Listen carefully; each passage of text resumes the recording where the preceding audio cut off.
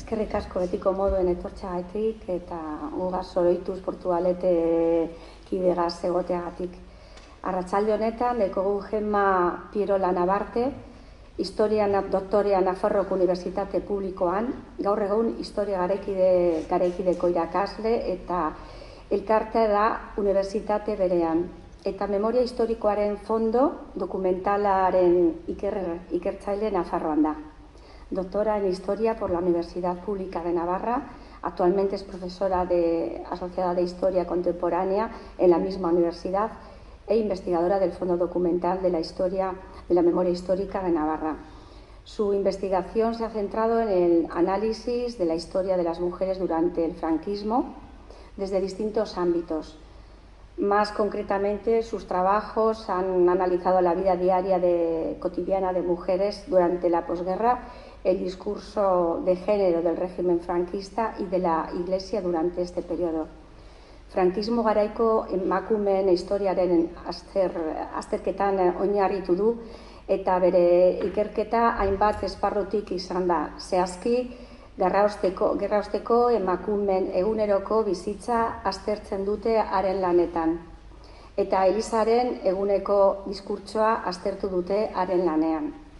Hildo horretan, de leal a disidente, 1936-etik 1937-tik, Iruña 2006an eginda liburua, Mujeres que la historia no nombró, Iruñan 2005, eta Iruñeko historia liburuaren egilekidea da. Bueno, hiriaren ibilbidea historian barne Iruñan 2018, eta hau da liburu dekona. Mujer e ideología en la dictadura franquista.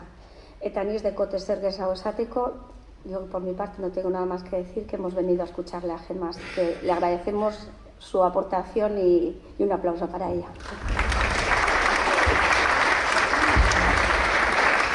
Bueno, pues muchas gracias porque estoy sorprendida. He salido de Pamplona hace un rato.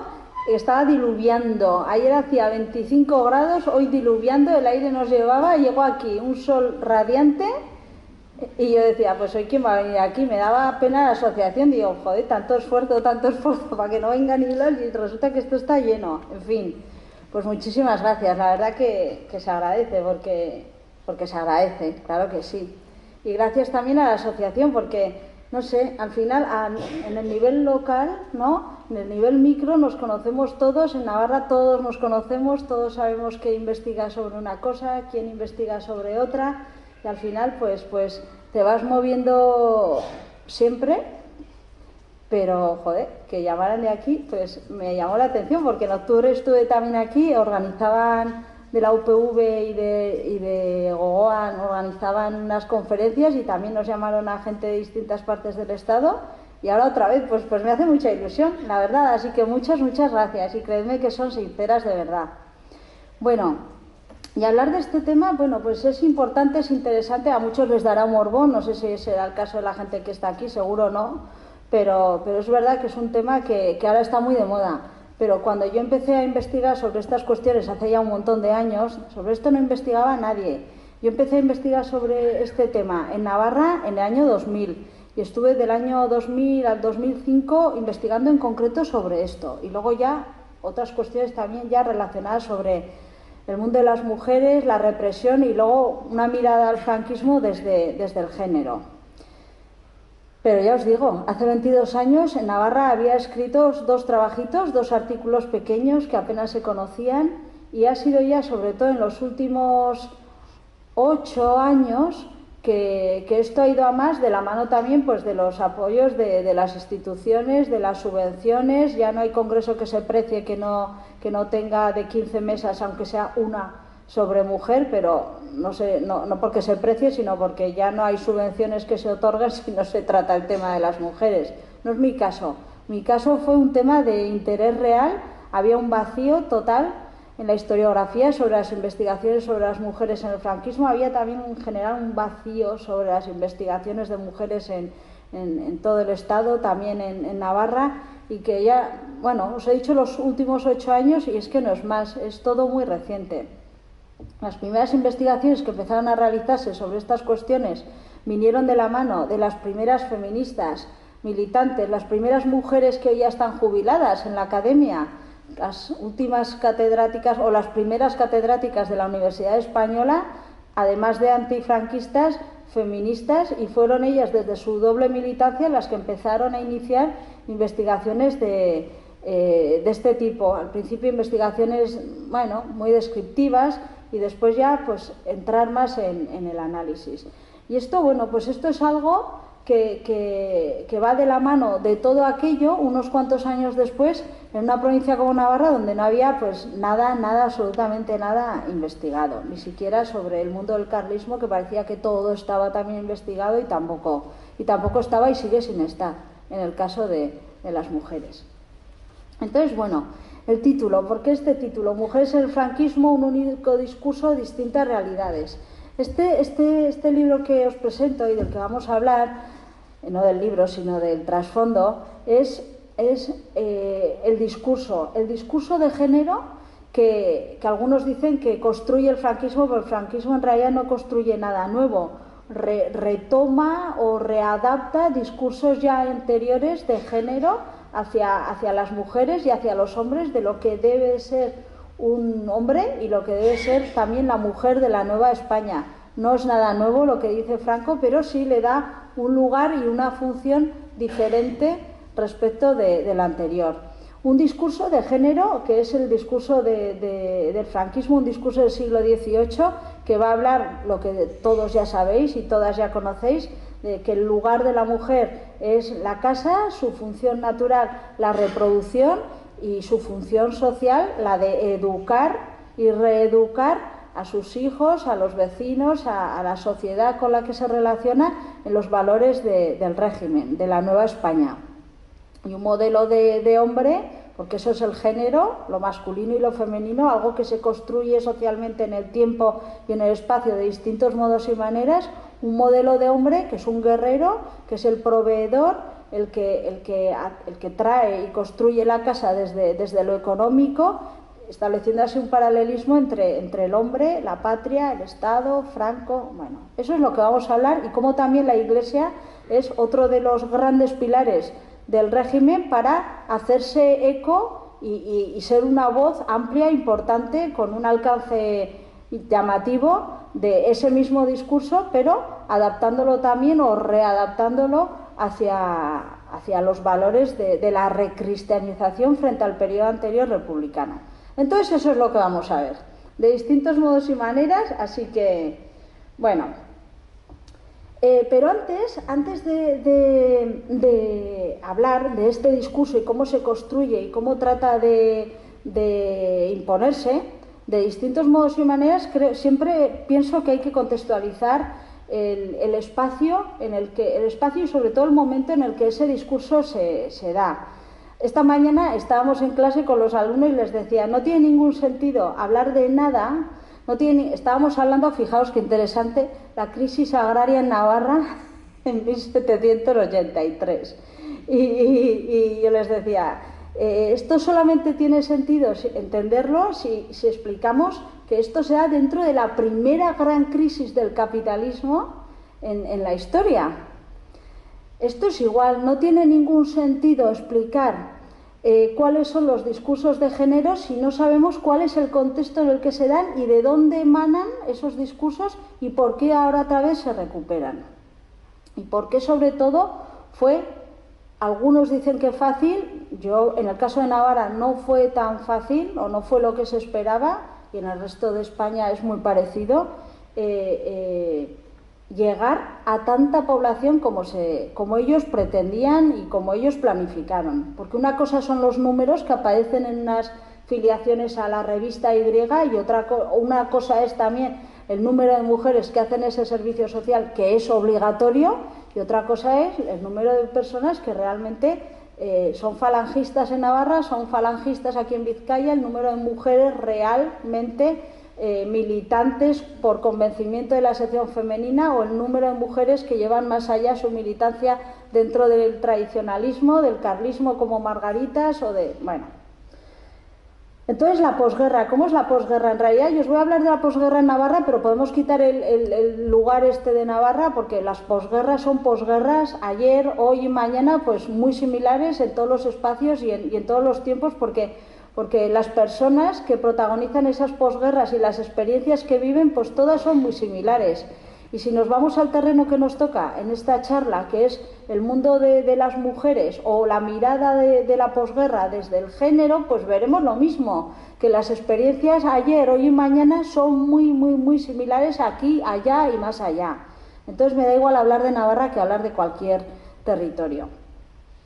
La posguerra, os pongo de hecho ahí en todos los sitios algo parecido. El panorama humano de la posguerra en Navarra, a pesar de que en Navarra no hubo frente de guerra, que eso es lo todavía más cruento, fue un espacio donde la muerte, la represión, el exilio, la emigración y el miedo y el silencio es lo que definen o son unos términos que cuando entrevistamos a gente siempre aparecen o a menudo aparecen en las entrevistas. Insisto, a pesar de ser una provincia donde no hubo frente de guerra, la muerte, no traigo los datos, pero en el Fondo Documental de la Memoria Histórica, en la Universidad Pública, llevamos ya unos cuantos años investigando sobre el alcance cuantitativo y después ya cualitativo de la represión, y ahora mismo el número de asesinados, tenemos un número de categorías represivas muy amplio, y ahí aparecen asesinados, fusilados, asesinados en distintos espacios, en distintos lugares, en distintas condiciones, encerrados en prisiones, en ayuntamientos, en casas de los municipios, en corrales, migraciones obligadas, migraciones pactadas, migraciones económicas, tenemos exilio, tenemos represión sexuada hacia hombres y mujeres, para hablar y demostrar que además la represión sobre las mujeres fue una represión diferente a la de los hombres. Tenemos enfermedades psicológicas resultantes de todos estos procesos también de guerra en unos casos y de represión en otros. Tenemos una categoría ingente ya cada vez más llamativa de categorías represivas que nos vienen dadas de las fuentes que vamos consultando. ¿Qué fuentes consultamos? Archivos militares, archivos judiciales, archivos municipales, los archivos de las administraciones en Navarra. Llevamos años y años entrevistando a personas que además nos aportan sus propias documentaciones, gente que se conecta a la base de datos y contacta con la universidad y nos aporta también documentación, fotografía, prensa, revistas, donaciones. Y todo eso se va volcando en una base de datos para hacernos una idea de algo que se suponía para Navarra, pero que se quedaba en una afirmación entre amigos, entre gentes que vivieron aquellos años, pero los historiadores lo que trabajamos es con datos que podamos demostrar, si no todo se queda en palabras y en algo que puede hablar cualquiera, y ese no es nuestro trabajo. Entonces, ahora ya podemos demostrar que la muerte, la represión, la muerte, la prisión, el exilio, la emigración, la represión económica, la represión sexual sobre las mujeres, el robo de niños, todo eso fue algo que ya tiene unos números llamativos también en Navarra, pero lo mismo que tenéis también aquí en Vizcaya, que se está investigando también desde hace años, desde la Cátedra de Derechos Humanos, desde la UPV, desde el Gobierno vasco también, desde hace muy pocos años lo del Gobierno vasco también, pero bueno, ahí está y ahí están. La migración, el silencio, todas esas gentes que aparecen en esta foto, esa es una foto de la Plaza del Castillo de Pamplona, pero podría ser cualquiera de las fotos de aquí, de muchos lugares también. Todas esas gentes que levantan los brazos son gentes que levantan los brazos convencidos, que están dando la bienvenida a lo que llega, o son gente que levantan los brazos porque a ver qué va a pasar si no lo levantamos. Bueno, esas son interpretaciones y como no nos pueden dar respuesta, pues ahí lo dejamos. En esa posguerra nos encontramos con personas como esta familia, es una familia de Azagra. Fijaos, yo entrevisté hace unos años a esa niña de ahí, Mari Carmen. En el centro está la abuela, la hija, la nuera y las nietas, el nieto y la nieta. Bueno, pues a esta mujer, su hijo era practicante en el hospital de Pamplona y le vinieron y le dijeron, por ahí parecía que muchos de los practicantes, unos cuantos de los practicantes que había entonces en el hospital eran militantes de izquierda republicana y les dijeron, os van a matar, así que ya os podéis ir de aquí rápido. Y este hombre dijo, pero a mí que van a matar si no he hecho nada, me quedo, y lo mataron. Y esta mujer me contaba cómo había sido su historia cuando ella creció, y ella es una protagonista de la posguerra, es una protagonista de toda la dictadura, pero es una protagonista de la posguerra, y ella describe su infancia como la infancia del silencio. Dice, yo nunca tuve abrazos, en mi casa no había júbilo, ni había risas, ni apenas se jugó. La alegría que llegaba a mi casa llegaba cuando venía mi abuela del pueblo y nos contaba los chismes del pueblo, y llegaba y hacía ruido y había abrazos y había alguna sonrisa, pero en mi casa mi vida es una vida en negro y en silencio y en miedo de a ver qué decís, a ver qué dices, a ver qué haces, porque vete a saber lo que puede pasar. Bueno, y esta es otra parte también de la posguerra. Lo que pasa que estas cosas pues igual no se analizan, no se cuentan ahora, se están contando, pero nos tachan de subjetivos. Bueno, aquí tenemos a otras mujeres que también son protagonistas de la posguerra y que todas van a recibir y van a mamar o vomitar ese discurso del que después vamos a hablar. Pero son también mujeres de esa posguerra. Ahí está Aurora Gómez, una mujer muy conocida, es de las pocas mujeres que hace pocos años se tenía referencia de quién era, pero referencia por el que era su marido. Ahora ya hemos investigado sobre ellas y sabemos quién era esta mujer, que tenía una ideología, que era una mujer militante también del Partido Comunista, igual que su marido, cómo entró en el partido, cómo realizó su militancia, por qué se marchó al exilio, qué fue de su vida. Y ahí tenemos también a la hija póstuma, a una de las gemelas, hijas del alcalde de Estella, que fue represaliado. Ellas nacieron cuando su padre cuando su padre fue asesinado, ellas estaban todavía en el vientre de su madre. Y bueno, como ella suele contar lo que fue las dos hermanas suelen contar lo que fue su vida durante la infancia, con un padre asesinado, otro tío también en la cárcel, otro hermano mayor que también estuvo, y cómo tuvieron que salir de Estella, ir a Pamplona un tiempo, ir a otros lugares para tratar de que el neutro se instalara también en su vida. Pero ellas hablan continuamente pues del silencio, de los miedos, silencios y miedos que ellas suelen decir que aprendimos cuando fuimos creciendo, porque no sabíamos quién era mi padre ni lo que había pasado. Luego ya estuvo presente en su vida toda la historia. Esto también es la posguerra. La posguerra es el hambre, la miseria, os pongo ahí el racionamiento, el extraperlo, el contrabando.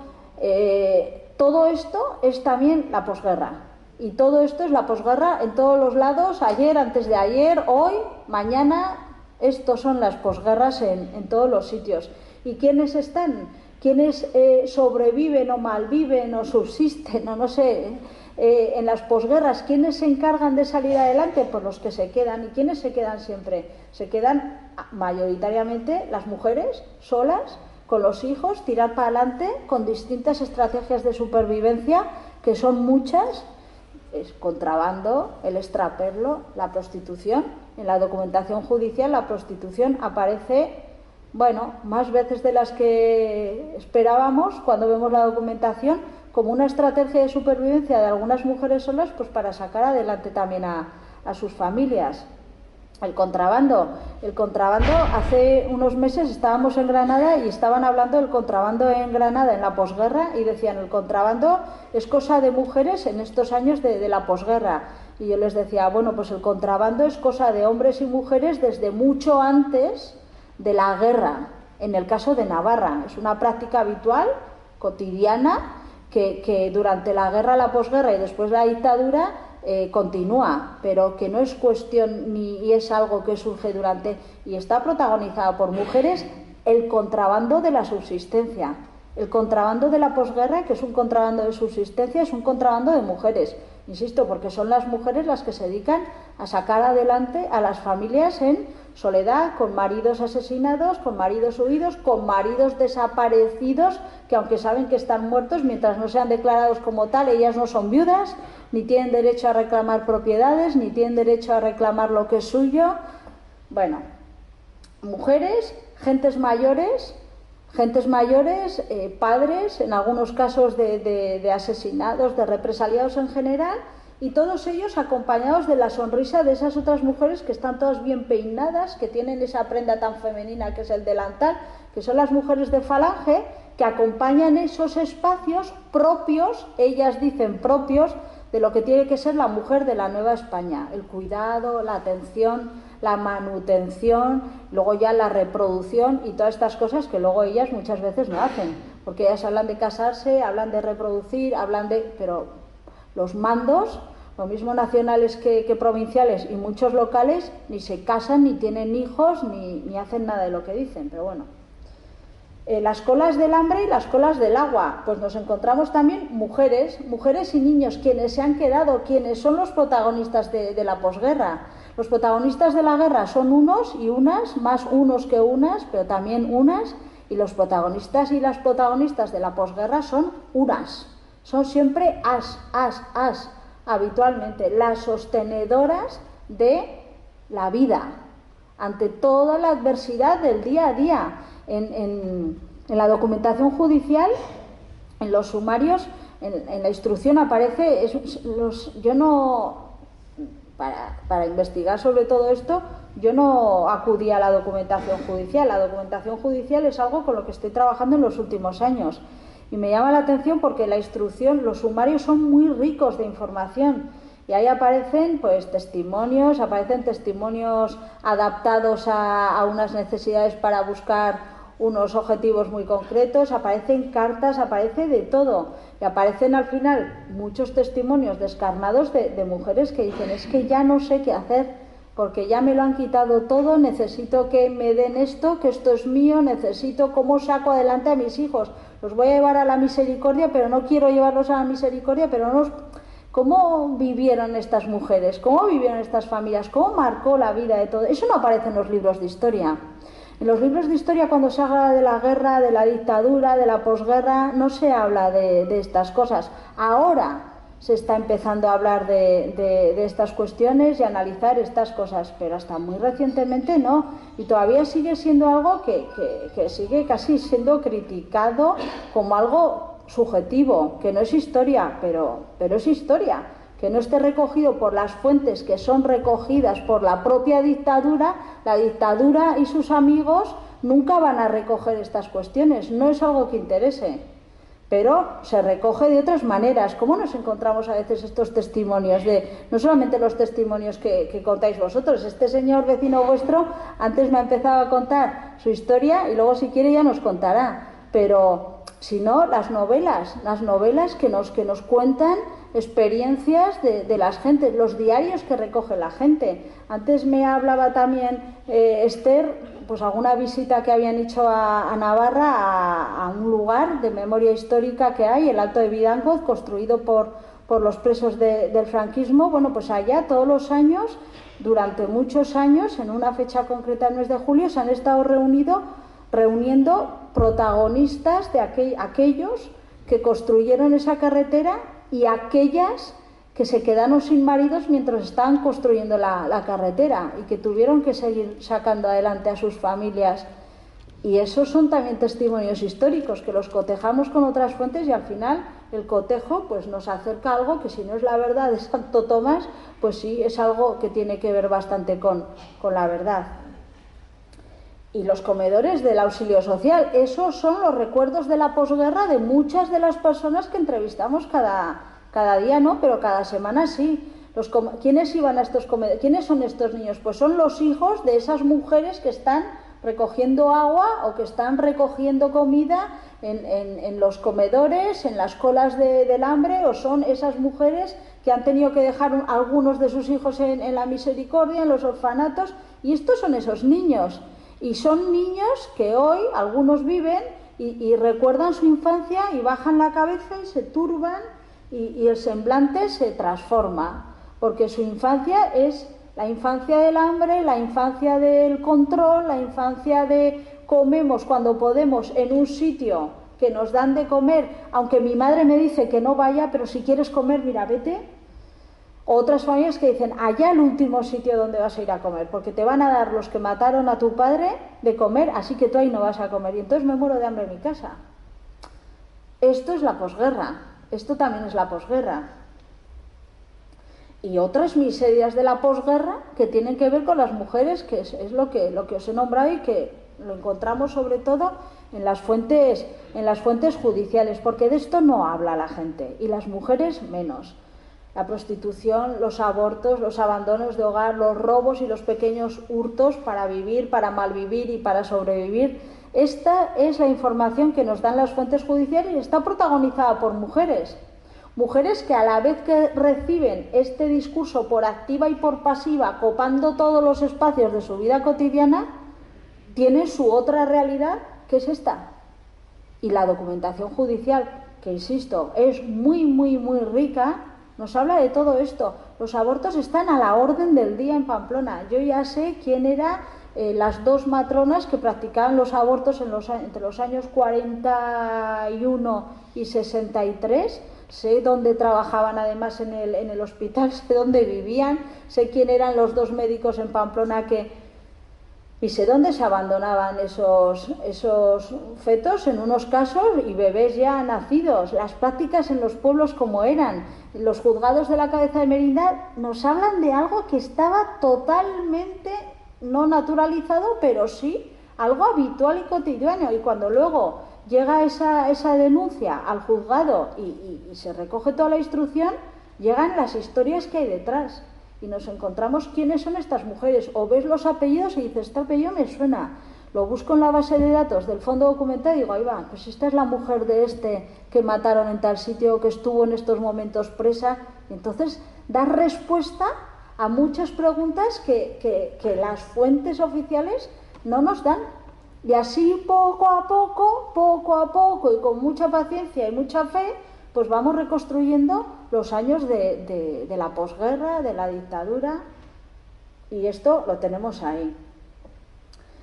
Y ya empezamos con el discurso, pero este es el ambiente social, no político, pero sí social, en el que se va a reproducir este discurso de género, insisto, hacia hombres, hacia mujeres, durante toda la dictadura. Este es un poema que lo escribió hace unos años una alumna de una escuela de mayores, donde estoy yo ahí, dando clase desde hace muchos años, y me encantó. Y ella, la entrevisté yo hace muchos años para esta tesis, y me acuerdo que cuando la entrevisté me dijo, mira, te traigo un regalo. Estos versos resumen lo que ha sido mi vida. Te voy a contar todo lo que quieras, pero en realidad todo está contado aquí.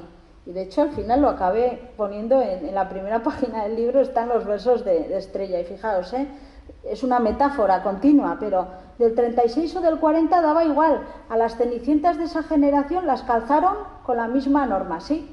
Las hicieron clasiclónicas a fuerza de hormas y de normas.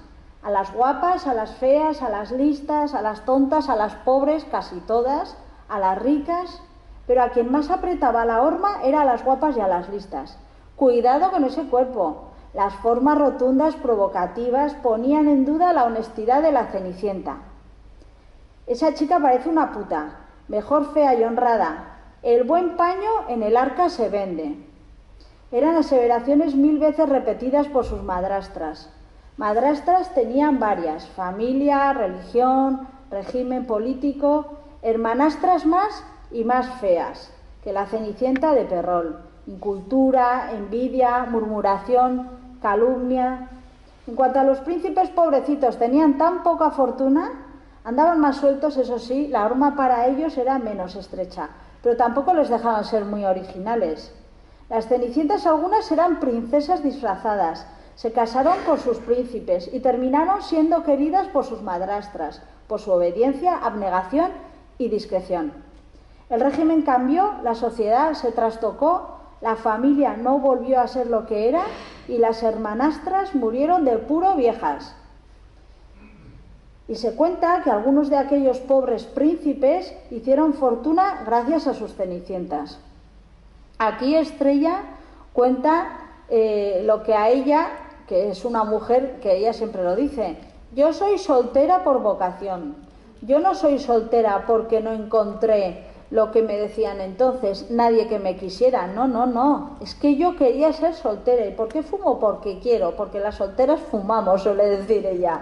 Me encanta, es mi vocación ser soltera, pero me tuve que tragar todo esto, porque claro, había que casarse, había que tener hijos, había que ser abnegada, había que ser sumisa, había que ser honesta, había que ser todo esto, porque si no, no tenías espacio en esa nueva España que proclamaba el dictador.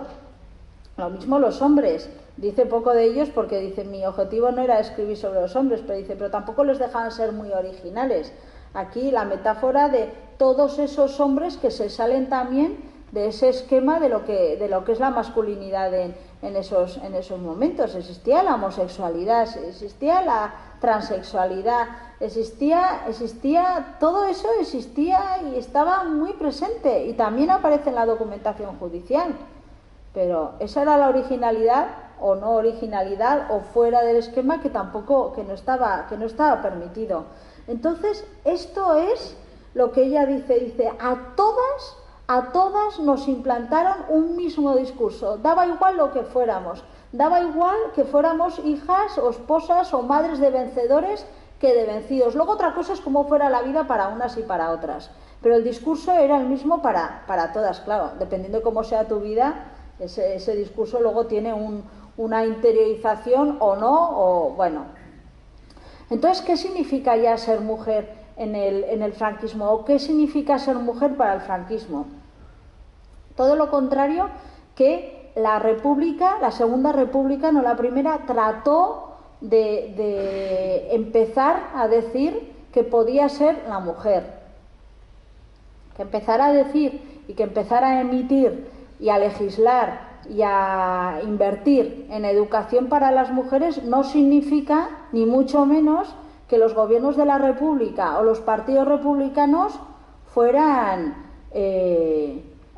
ni modernos con el tema de las mujeres, ni que todas estas cuestiones de reformas que fueron ellos dando poco a poco lugar desde el gobierno se las creyeran.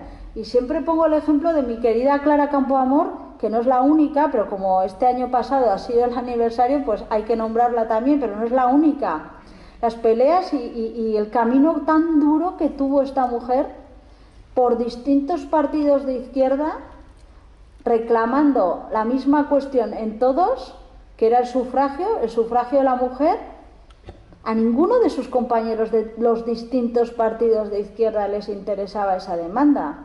A ninguno. A personas individuales sí, pero a los partidos todos eran hijos de su tiempo y todos eran herederos también de esos discursos de género machistas y de esas prácticas patriarcales que estaban tan asentadas desde siglos y siglos y siglos antes. Esto no es algo que surge en un día y se implanta al día siguiente. No, esto es algo que se mama, de lo que uno se empapa. Esto es como el chirimiri, que no te enteras que te has calado hasta que estás calado y dices, pero ¿cómo me he podido mojar? Si no está cayendo, cuando cae una tormenta te mojas en un instante, ¿no? Pero el chirimiri de repente dices, ahí va, se me he calado. Pues esto es igual. Todos los compañeros de partido de Clara Campoamor, sus demandas no las deseaban y de hecho lo consiguió y fue defenestrada totalmente al olvido esta mujer. Bueno, pues la Segunda República inicia cambios legislativos, importantes cambios legislativos, inicia cambios en la participación de las mujeres en la vida pública, invierte en la educación de las mujeres con una población llamativamente analfabeta en el caso de las mujeres, pero son cambios muy reducidos de carácter urbano y con un alcance muy pequeño. Y la excusa no es solamente que la República tuvo poca vida, la razón es que los líderes de esos partidos de izquierda eran hombres de su tiempo que habían mamado totalmente, interiorizado un discurso también de género hacia los hombres. Luego son las personas particulares, eso ya es otra cosa. La Segunda República apostó, pero eso no significa de ninguna manera que apostaran con una creencia absoluta, por un programa igualitario en el orden sociolaboral, familiar y sexual de las mujeres, hablando y defendiendo derechos laborales, aprobación de la ley del divorcio, derecho al aborto, derecho al sufragio, derecho a la educación, derechos y cuestiones que empiezan a aflorar y empiezan a verse pequeños resultados, insisto, en los espacios urbanos, pero nada en el mundo rural, o muy poco en el mundo rural. En el mundo rural las excepciones eran las maestras. Las maestras, esas bibliotecas ambulantes que llegaban a los pueblos y ellas eran las anécdotas, o personas concretas también, personas individuales con nombres y apellidos que en todos los pueblos conocen los vecinos y dicen, ah, mira, aquella era aquella, y hasta señalada en el tiempo de la República. Apostó por todo eso, pero los resultados fueron, bueno, pues evidentes. Mirad, hace un par de semanas vino a la universidad pública un profesor británico, Chris Elham se llama, es un hombre que lleva años dedicado a la investigación sobre el anarquismo en España, sobre todo en Cataluña. Y claro, se pegó una hora hablándonos allá sobre el anarquismo y no nombró en ni un solo momento a las mujeres. Y claro, ya me estaba tocando las narices, porque tanta modernidad y no hablar de las mujeres, y levanté la mano y le dije, bueno, ¿y qué pasa con los anarquistas y las mujeres? Y el hombre se sonrió. Y me dice, ¿qué me quieres decir? Le digo, no sé, pues que ya has terminado, estamos en el turno de preguntas y no nos has hablado de las mujeres. Y entonces me dijo, claro, pues es que los anarquistas eran hombres de su tiempo, y como individuos, algunos estaría por estas cosas, pero como grupo no. Por eso las mujeres anarquistas fundan Mujeres Libres. Ellas fundan Mujeres Libres como mujeres anarquistas, pero no es el anarquismo el que da un espacio a las mujeres.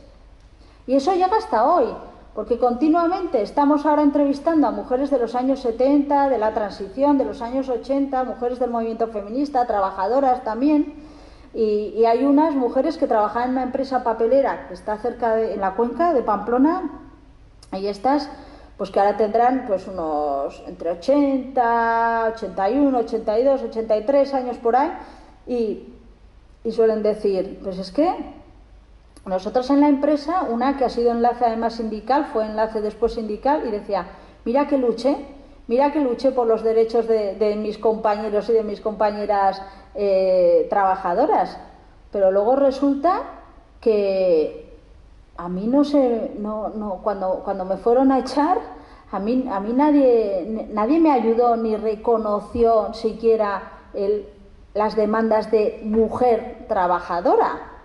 Todo se convirtió en algo de los trabajadores, pero y de las mujeres trabajadoras ni siquiera nuestros compañeros de partido nos apoyaron, ni me apoyaron. Son cuestiones que llegan hasta hoy. Entonces, al final, también en la República, las propias mujeres buscaron sus propios espacios independientes de sus partidos, independientemente que fueran partidos de izquierdas o fueran partidos de derecha, porque una cosa es ser hombre y otra cosa es ser otra cosa. Ayer hablábamos en clase también la asignatura de género, y yo les decía, ¿dónde está la diferencia? El gran debate, el género o la clase, el género o la clase social, ¿qué une o qué separa? ¿O qué genera todavía mayor desigualdad? ¿Es el género o es la clase? Bueno, pues ahí lo dejo, si queréis luego hablamos.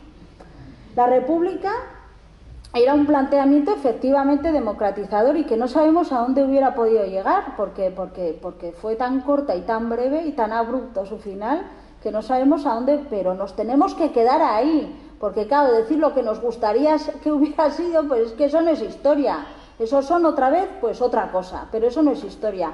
Y fue efectivamente un planteamiento democratizador, pero que trastocaba totalmente los roles que tradicionalmente se habían interiorizado como masculinos y femeninos, pero eso no significa que desaparecieran esos roles.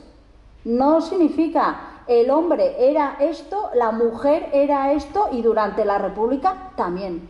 Otra cosa, insisto, es que todas estas leyes buscaran a futuro y plantearan a futuro un cambio y una ruptura con todo eso. Pero de ninguna manera significa la desaparición de lo otro, sino una convivencia en la que la mayoría es una y la minoría es otra. La dictadura franquista abolió de cualquier modo todas, absolutamente todas, las propuestas democratizadoras de la Segunda República y recuperó el modelo tradicional de mujer del siglo XIX, que en realidad es el modelo tradicional de mujer del siglo XVIII, de la burguesía del siglo XVIII, en la que la función natural de la mujer es la maternidad, como es natural, es la que debe ser, su función social es ser madre y ser esposa. ¿Dónde? En el espacio del hogar, en el espacio privado. ¿Eso significa que las mujeres no salen del espacio privado a trabajar? No, las mujeres, ¿quiénes salen? Las que no les queda otro remedio, o algunas como Estrella, que se enfrentaron al mundo y que salió continuamente y trabajó de telefonista y después trabajó y trabajó y trabajó. Pero Estrella suele decir, continuamente he sido señalada en mi vida, hasta hoy. Dice, pregunta por ahí en la UMAFI, a ver cómo me llaman, suele decir ella. ¿Cuál es la diferencia que el franquismo otorga a este discurso, que insisto que no es nuevo? Le da un valor político. Esta función natural de la maternidad le da el valor político de ser madre y ser esposa y ser educadora de unos valores que son los valores de la Nueva España. Y sois vosotras, las mujeres de la Nueva España, quienes vais a encarnar y quienes vais a propagar, a educar en ese discurso. Entonces ya es algo diferente, porque todos los regímenes totalitarios del periodo de entreguerra tienen en común muchos elementos, pero, por ejemplo, el nazismo, la sección femenina de Falange mama de las agrupaciones, de los movimientos de mujeres del nazismo alemán, mama totalmente, pero esto es diferente. Hitler no dio esa función política a este valor natural, y Franco sí, es algo diferente, es importante, pero a la larga es lo mismo. Pero bueno, un discurso, insisto, que no es nuevo para la mayoría de las mujeres, porque ya lo tienen totalmente interiorizado. Mi abuela me solía decir, pero es que a mí no me decía, mi abuela vivía en un pueblo que decía, pues si no sabíamos leer, si vivíamos allá en un caserío, si bajábamos al pueblo cuando se podía, si nosotros no nos enterábamos de nada, la vida pasaba igual. Pero la experiencia de mi abuela es la misma que la experiencia de otras mujeres. Pues no, porque hubo otras mujeres, compañeras de vecindario y del pueblo, que estaban ya militando en partidos políticos y en agrupaciones y que se enteraban perfectamente que el mundo estaba cambiando y que leían prensa, leían folletos, leían y sabían de estas nuevas leyes, de estos nuevos cambios. Entonces, la pluralidad es lo que define, pero no el singular. Pero, insisto, este discurso sí es original en esa intencionalidad de hacer a las mujeres partícipes de esa reconstrucción política de la nueva España, que a los ojos del franquismo durante la República estaba totalmente pervertida y degradada. Y esos son los términos, además, que aparecen en la prensa.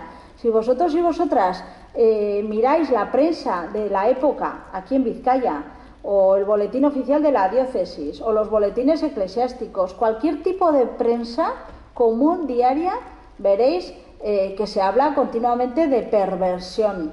Y eso hay que recuperar. Navarra yo no he encontrado por ningún lado lo del gen rojo, el famoso gen rojo del doctor. Pero aquí, por lo visto, debe haber documentación en la que sí se habla del gen rojo, medicamente. Y todo eso en un tiempo en el que además el darwinismo social se aplica ya a estas cuestiones. Se aplica a estas cuestiones para hablar de la inferioridad y la incapacidad de las mujeres para hacer muchas cosas, y una doble inferioridad y una doble incapacidad de aquellas mujeres que durante la República han hecho amagos de defender estas cosas o de estar presente en actividades de este tipo, o en periódicos, o en agrupaciones, o vistiendo, o tratando de estudiar, o trabajando en el Ministerio de Agricultura, o haciendo algo que hasta entonces no era cosa de mujeres. La mujer, pues, de la Nueva España tiene que colaborar en ese destino de lo universal, que aparece continuamente estos términos, en la documentación de la época de la nueva España, cumpliendo con esos valores y con esos deseos de ser esposa y de ser madre. Claro, el no casarse, pero y lo de la maternidad, parece que por el hecho de ser mujer y tener tetas y ovarios ya tienes que querer ser madre o poder ser madre. Luego os voy a poner alguna imagen de la publicidad de la época. Claro, ¿qué tenía que ser para una mujer estar continuamente escuchando esto, ser señalada? Y dices, pues igual, yo no puedo, no, ya no quiero, es que no puedo ser madre. O soy una mala madre porque no alimento bien a mi hijo, pero si no le puedo alimentar, si no tengo yo para comer, por eso soy una mala madre y no valgo para... Bueno, y todo eso, insisto, en una España donde la formación de la población femenina era muy, muy, muy limitada. Los porcentajes de analfabetismo con los que se encuentra la República en 1931 rondan el 82% de la población femenina, de la población en general. Y de ahí el porcentaje de analfabetas mujeres es muy, muy, muy elevado. Bueno, y todo ello un discurso dentro de una estructura familiar patriarcal heredada de siglos. Hay un libro que no sé si conocéis, que es muy viejo, la verdad que es muy viejo, pero bueno, que hay algunos libros que merece la pena leer, muchos, pero algunos más, y comprarlos. Es un libro de Gerda Lerner, es una investigadora estadounidense ya muy mayor, que dedicó su vida a tratar de demostrar como militante feminista de dónde venía, si había un origen en esta desigualdad y en esta organización patriarcal de la sociedad. Y le dedicó años y años de su vida a buscar el origen de esta cuestión. Y claro, con fuentes con las que trabaja el historiador, la historiadora. Y al final ella encontró que podía hilar un discurso y una argumentación a partir de las fuentes arqueológicas. Entonces se remonta, fijaos, al periodo de las culturas de los ríos, de Mesopotamia y Egipto. Y ahí empieza a analizar pues algunas tablillas del cuneiforme, que son tablillas administrativas, pero aluden a cuestiones femeninas, y luego ya salta al Código de Hammurabi. Y en el Código de Hammurabi es un registro de legislación que continuamente está hablando del adulterio, pero del adulterio femenino o del adulterio masculino penado hacia las mujeres que no han sabido cuidar a sus... Eso es el Código de Hammurabi. La mayoría del articulado habla del adulterio y llega hasta hoy, sin llegar a una respuesta. Habla del origen, hasta donde puede remontarse con las fuentes, pero no habla del final porque en esas estamos. Entonces, esta estructura patriarcal, esto os lo he contado para decir lo que ella dice, que tiene un pasado tan grande que no lo conocemos, salvo que queramos conocerlo, claro está, que tiene un pasado tan grande que está tan arraigado y tan bien anclado y tan interiorizado que ni siquiera somos conscientes que muchas de nosotras, no ya de nosotros o de vosotros, sino también de nosotras, somos exponentes muchas veces sin quererlo o sin ser conscientes de ese propio patriarcado. Yo a veces me doy cuenta que digo cosas por mi boca que digo, ¡buah! Y digo, a ver, esto que he dicho, no, esto que he dicho, pero vete para atrás cuando ya lo has dicho. Mal. El sistema patriarcal está totalmente asentado y ella, para demostrarlo, hace un recorrido histórico a partir de las fuentes arqueológicas. Es genial. Y entonces te das cuenta de en qué momento apareció eso y luego por qué y quién ha ido de distintos modos y maneras arraigando y sosteniendo y fortaleciendo ese sistema, ese discurso en los distintos tiempos y sirviendo a unos intereses muy concretos que siempre son masculinos y nunca son femeninos, a pesar de que en otros momentos de la historia ella demuestra que había otras formas de vida en las que los roles de las mujeres eran otros diferentes y el poder, el poder también estaba en manos de las mujeres. Os invito a que lo leáis, es un libro ya antiguo, muy antiguo, que lo encontraréis por 2 euros en segunda mano, pero comprarlo porque merece la pena leerlo con tranquilidad y con lápiz. Y esta estructura patriarcal es la que estaba ahí, totalmente interiorizada, en la que el esposo era el esposo, la mujer era la mujer, el esposo era el cabeza de familia. Y eso es muy fácil de reconstruir, cuando la República ha tenido una vida tan breve y no ha sido más que el comienzo de algo. Es muy fácil de retomar, porque ya estaba ahí. Estas formas de entender lo masculino, lo femenino, el lugar del hombre, el lugar de las mujeres, las funciones. Lo único que había que hacer para restaurarlo de todo era reprimir, controlar y represaliar a todas aquellas mujeres y a todos aquellos hombres que habían intentado ir y iban en contra de todo esto que se trataba otra vez de reconstruir. Pero claro, lo que se encontraron es lo que ahora nosotros y nosotras nos estamos encontrando, que la represión fue muchísimo más mayor y tuvo un cariz tan amplio y mucho más amplio de lo que nos imaginábamos, y que efectivamente lo que planteábamos como hipótesis hace unos años es así. Abarcó todos los espacios de la vida cotidiana, es decir, eran muchas más las voces divergentes con ese discurso que las que comulgaban, entre comillas, con ese discurso, o las que realmente creían en ese discurso. Bueno, un discurso además que entroncaba con el discurso también católico, que exaltaba a una mujer de esposa y madre, encargada además de la recristianización del hogar. Esa relación entre Iglesia y Estado durante el franquismo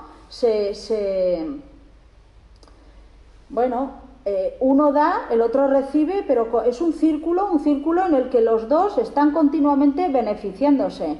Este discurso me interesa en tanto en cuanto me sirve a mí, a la Iglesia, para recristianizar una sociedad que ellos creen pervertida. Lo llamativo es cuando ves las fuentes que te encuentras en Pamplona, por ejemplo, un jesuita, el padre Enciso, que no lo conozco, pero le he leído ya mucho, y digo, este hombre cuánto sabía.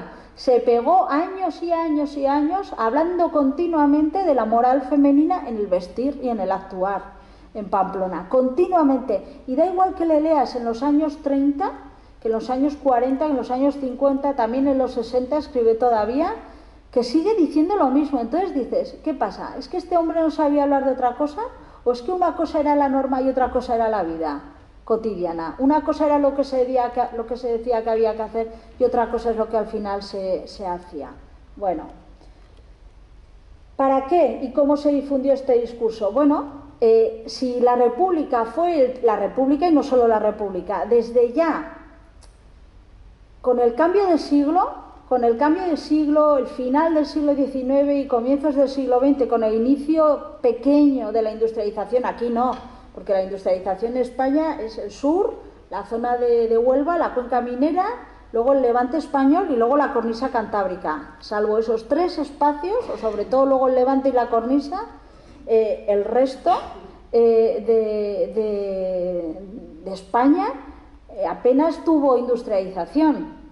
En aquellos lugares donde hubo industrialización, la riqueza asociativa es muy grande. Si vosotros vais y vosotras vais al registro de asociaciones en Portugalete, no sé si habrá, pero del gobierno de Vizcaya, tenéis vuestro registro de asociaciones y veis el número de asociaciones que había desde el principio del siglo hasta 1936, y la cantidad de absolutamente todo tipo de asociaciones que había, de hombres y de mujeres. Había un montón. Todo eso desaparece. Todo desaparece por orden. ¿Y qué queda? Pues queda esto. Queda lo que el régimen y su gran aliado, la Iglesia Católica, pueden controlar y además quieren controlar.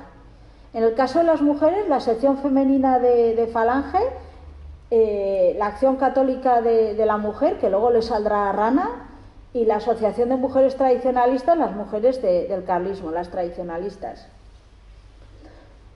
Esa es una forma de movilizar a la mujer en ese discurso. Otra forma de movilizar a la mujer, o tratar de movilizar a la mujer en ese discurso, son la cantidad de manuales que empiezan a publicarse por todos los lados, de buena esposa y de buena madre, y de buena novia también. Yo antes, hace unos años, compraba muchas cosas, y ya no compro porque ahora estas cosas además valen un dineral. Digo, si la vendo yo en un apuro, pues igual me saco tajada también, pero bueno. Y hay manuales, no hay manuales del buen esposo, del buen novio, de eso no hay. He encontrado del buen novio. He encontrado uno pequeñito, que también lo tengo en casa, pero no es lo habitual. Esto es habitual. La publicidad, los carteles, los mensajes de revista, periódicos. Ahora os voy a poner... Ayer les decía también en clase, esto es como el gótico. Vamos a una iglesia, vemos el tímpano y en el tímpano, en una población analfabeta medieval, sin saber leer ni escribir, las imágenes transmiten que eso es el infierno, esto es el cielo. Si eres malo te vas a cocer ahí en una olla y te vas a tostar ahí, un proceso lento que además huele mal y vas a sufrir. Pero si pasas esa raya llegas al cielo y ahí están rechonchos y felices, con tranquilidad. Se catequiza de una manera, ese es el periódico del siglo XIV, ¿no? Bueno, pues aquí, en esa población también analfabeta, hay otras formas de transmitir. No hay que afiliarse en la sección femenina ni leer las revistas de... No, hay otras formas. El que ve el periódico o el que ve carteles por la calle pegados por las paredes. Y ahora vamos a ver algunos. Vamos por pasos. Las organizaciones movilizadoras, la Falange. La Falange, la sección femenina de Falange. Esto es lo que dice Pilar Primo de Rivera. Y es lo que dice Pilar Prima de Rivera cada año, lo dice todos los días, lo dice porque su hermano se lo encomendó y lo dice porque ya Franco lo remató diciendo, es que además todo esto que dice tu hermano tiene un valor político. Y eso es lo que vas a hacer tú y tus compañeras de partido. Al principio un pequeño crepúsculo de mujeres, que luego eso va extendiéndose, pero no se extiende como nos han hecho creer durante mucho tiempo, porque ahí están los datos, que no lo digo yo porque me guste decirlo, sino porque ahí están los datos. Para Vizcaya, para todo el País Vasco, tenéis la información perfectamente recogida. En Navarra está desaparecida. Es otra cosa que llama la atención, insisto, porque no hay frente. No hay frente de guerra. ¿Por qué no está la documentación? Pues no está ni en Navarra ni en el gobierno central. No está en ningún lado. Aquí, las tres provincias lo tenéis todo y se puede analizar esto perfectamente, con detalle.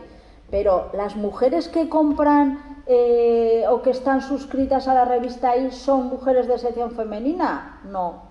Son mujeres que igual les interesa leer una sección, algunas sí. ¿Las mujeres que hacen el servicio social en Vizcaya son mujeres de sección femenina? No. Unas sí, pocas, y otras muchas, pues como mi madre, que necesitan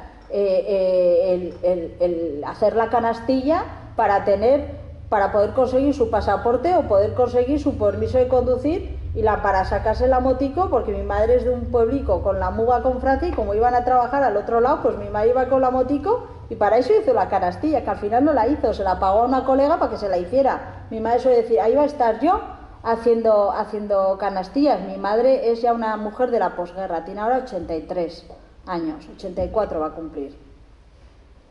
Pero esto decía Pilar, fijaos, hay que volver a poner al hombre los pies sobre la tierra, es decir, hay que volver a poner a cada uno en su sitio porque lo de antes ha sido un caos. Y para la mujer la tierra es la familia. Por eso, además de darles a las afiliadas la mística que las eleva, tenemos que apegarlas con nuestras enseñanzas a la labor diaria, al hijo, a la cocina, a la juara, a la huerta. Y cuando se sienta una donde puede.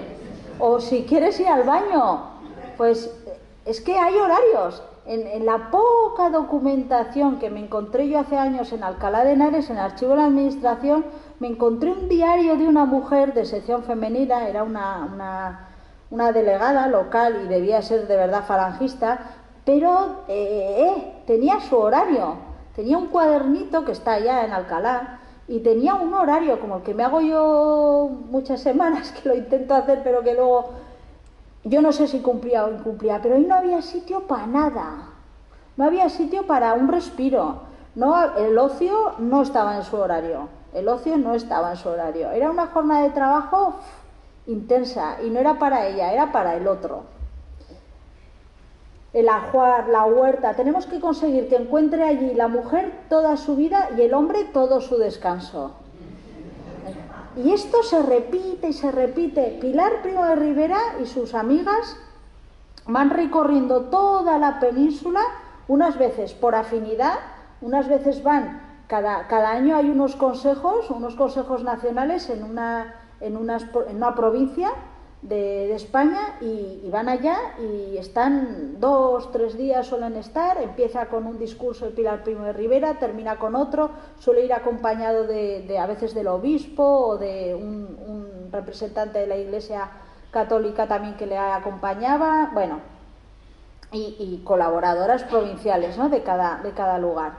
Todo eso lo tenéis aquí recogido y además está perfectamente ordenado. Los archivos del País Vasco son, junto con los catalanes, lo mejor que hay para investigar. Así que si algún día tenéis curiosidad, como lo pagamos todos y todas, pues ir y que os atiendan, que para eso están. Ya se me ha ido. Siempre aprovecho para hacer un alegato porque y ya se me ha ido lo que os iba. Sí, Pilar Primo de Rivera. Pero además de ir a los lugares donde saben que van a tener más afinidad entre las personas que les escuchan, también van a otros lugares donde no hay manera de conseguir afiliación. Y Navarra es uno de esos lugares. Me encontré un documento en Alcalá donde Pilar, además que tenía una letra preciosa, escribía en el margen superior derecho del papel, la tengo, ese documento en casa, escribía que a ver qué pasa en Navarra, que no se afilia a nadie a la sección femenina. Y tenían un problema, porque no había mujeres que iban al Castillo de la Mota, a Valladolid. Las maestras de Navarra, había muchas maestras, no todas, pero muchas que se negaban a ir a la Mota también. Había unas cuantas maestras que se negaban a ir a unos cursos de formación donde solamente estuviera presente la sección femenina. Entonces viene a Pamplona, y su visita a Pamplona no fue una visita masivamente aplaudida y masivamente bien recibida por las mujeres, pero sí por las autoridades, claro que sí, para eso están las autoridades en la dictadura. Y dice estas cosas en sus discursos, que son todos absolutamente iguales. Fijaos, hay en internet un vídeo de YouTube de una entrevista de Pilar Primo de Rivera en un programa ya, una vez que ya ha muerto Franco, y la entrevistan ahí en la tele, y es curioso porque le digo, no sé por qué la entrevistan en esa mesa redonda, porque es la única que no habla. Hay tres hombres, creo que son, ella, la cuarta, o dos hombres, ella y el presentador, y ella no habla, está ahí toda enjuta, vestida de negro, toda flaca, que se va hundiendo en la silla y no habla.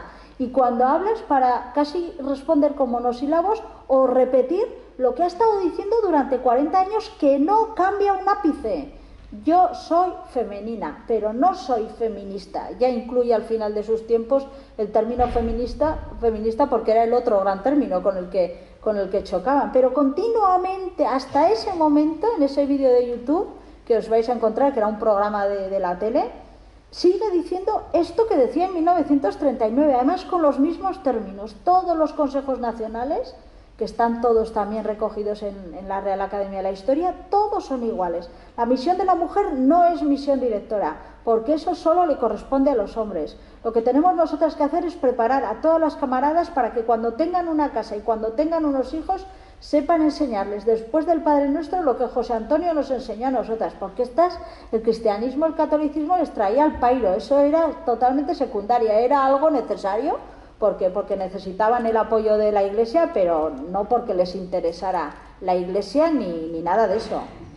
Y continuamente vuelven a repetir, y nos encontramos montones de panfletos, montones de imágenes en los archivos con esas actitudes.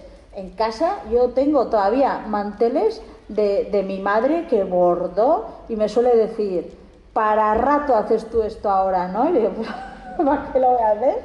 Sí, hay otras cosas. Y encima me lo dice con como un ahí, no sé lo que, le sale por la cara y por la boca a esta mujer, que yo digo, pero bueno, digo, pues no, y mi madre podría ser una de esas, y muchas de las que estáis aquí también podríais ser muchas de esas, o algunas de esas. Ahí con qué concentración, mientras están así no hacen otras cosas, y no molestan organizándose en asociaciones como esas mujeres que empezaron a molestar en esas asociaciones de la República, pero no de la República, ya anteriores a la República. Las mujeres nunca descubren nada. Les falta algo, desde luego, el talento creador reservado a Dios para inteligencias varoniles. Nosotras no podemos hacer nada más que interpretar mejor o peor lo que los hombres nos dan hecho.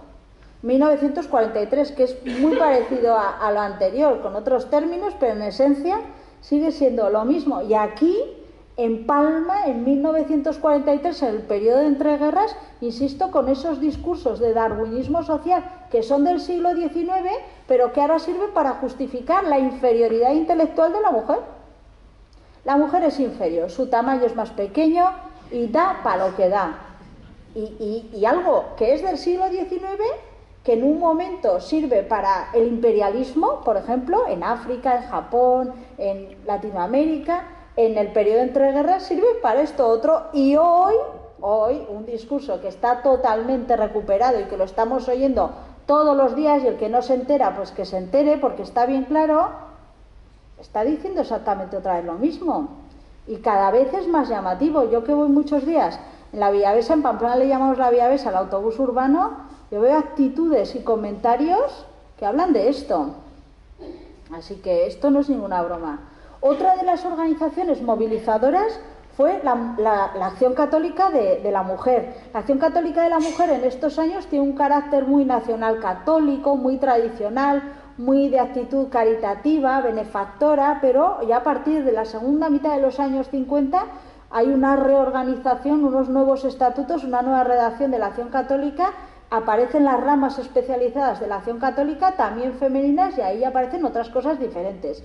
Pero esta acción católica de la mujer y también del hombre en la posguerra es una acción católica que al Franco, se iba a decir, que al franquismo, que a la dictadura le viene de perlas para sustentar y afianzar o tratar de reafianzar ese discurso en esa población que mayoritariamente, aunque sea en sus actitudes exteriores, es cristiana. Otra cosa es la fe, pero en las actitudes públicas lo es.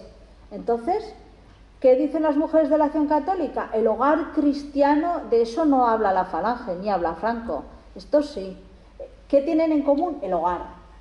¿Y qué es la mujer? La que tiene que estar en el hogar. Pero aquí con otra función. Unos, reeducar en los valores de la Nueva España, y estos, recristianizar y remoralizar la España que se ha perdido durante los años de la República, las costumbres, las actitudes, las relaciones, los usos amorosos, el sexo, bueno.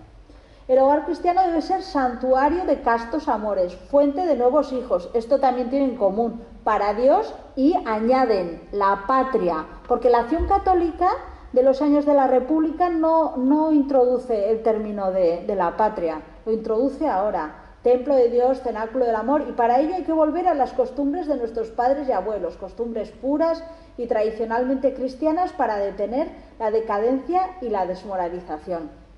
Esta va a ser la labor de las mujeres de la Acción Católica, recristianizar y moralizar la vida de esa España que se ha perdido. Y entonces nos encontramos escenas de este tipo que todas y todos recordaréis continuamente. Una de las mejores entrevistas que hice hace 22 años es de una mujer que es monja y es monja del Sagrado Corazón. Esta mujer es hija de un hombre de un pueblito de Baztán, de Arizkun, y que el matrimonio y sus hijas, sus 4 hijas o 5 eran, ya no me acuerdo, se tuvieron que venir a Pamplona porque a él era chistulari, ella cantaba versos, la madre escribía, y los acusaron de nacionalistas y se fueron a Pamplona, la gran ciudad, como si fuera enorme, donde todo parecía que se difuminaba un poquito más, y se marcharon allá. Ella suele recordar, y lo repite siempre, nos prohibían hablar en euskera en casa, y decíamos, pero si no sabíamos hablar castellano, ¿qué íbamos a hablar si no sabíamos hablar castellano? Pero claro, teníamos un vecino que era guardia civil. Entonces mi madre nos repetía continuamente, y como tenían hambre en esa casa, había miseria de verdad, pues las repartieron por colegios de Pamplona y estudiaban por colegios con las becas que había para pobres. Y en una de esas, pues esta se metió monja del colegio donde fue a estudiar, donde la aceptaron. Y ella dice, bueno, pues he sido monja, pues como podía haber sido otra cosa, suele decir. Pero bueno, el caso es que su entrevista es genial porque continuamente está repitiendo lo que a ella le marcó su vida, que fue la presión machacuda de lo religioso en las 24 horas del día que ella recuerda. Y por eso le suelo decir, pero Rosa, entonces, ¿por qué te metiste monja? A eso ya no responde. Pero lo recuerda, y además lo recuerda con amargura y dolor. Son entrevistas que yo en su momento las grabé con grabadora, ahora todo lo grabamos con cámara de vídeo y es genial la cámara de vídeo porque el cuerpo habla, los silencios, las manos, las piernas nerviosas que a veces se cruzan o la mirada que se baja, claro, eso no lo tenemos de ella, pero se le cambia la voz, el timbre de voz en la grabación que tengo de cassette se le nota y se le nota como nerviosismo, como amargura, como resquemor, como odio, igual es demasiado, no sé. Y saca fotos y fotos. Es que era todo, Gemma, me suele decir. Era todo, es que todo, altavoces, ejercicios espirituales, las semanas eucarísticas, los congresos eucarísticos, que venían los franciscanos, que si no venían los capuchinos, que si no venían los jesuitas, que si el catecismo, que luego todo, es que era absolutamente todo, corpus, el corpus era un día al año, pero parecía que eran todos. Y continuamente está hablando de esto y continuamente aparecen estas imágenes. Y a eso se dedicaban las mujeres de la Acción Católica de este momento. Luego, insisto, luego la Acción Católica tiene otro recorrido muy diferente. Pero las mujeres de la Acción Católica de este momento sirven de apoyo fundamental a Franco para reeducar en ese discurso. Franco y el franquismo no sé qué hubiera sido de él si no hubiera tenido el apoyo que tuvo por parte de la Iglesia. Y cuando hablo de Iglesia no hablo solamente de la Iglesia como institución. ¿Qué hubiera sido sin todo lo que significa la Iglesia también en educación, en formación? Pero bueno, no leo porque ya llevo 1 hora y cuarto hablando y en fin, tengo carrete para otras 2. Así que voy a ir avanzando. Las mujeres del Requeté en Navarra, en Cataluña, en Andalucía tienen mucha presencia, aquí no tienen tanta, pero numérica no tanta, son otras que apenas tienen presencia. Navarra fue carlista, pero las mujeres durante la guerra, las mujeres del Requeté tienen una presencia, además tienen una presencia muy activa, pero desaparecen. ¿Y por qué desaparecen? Porque tienen unos conflictos de poder tan grandes en el caso de Navarra con las de Falange, que es una cuestión exclusivamente de poder, que al final desaparecen.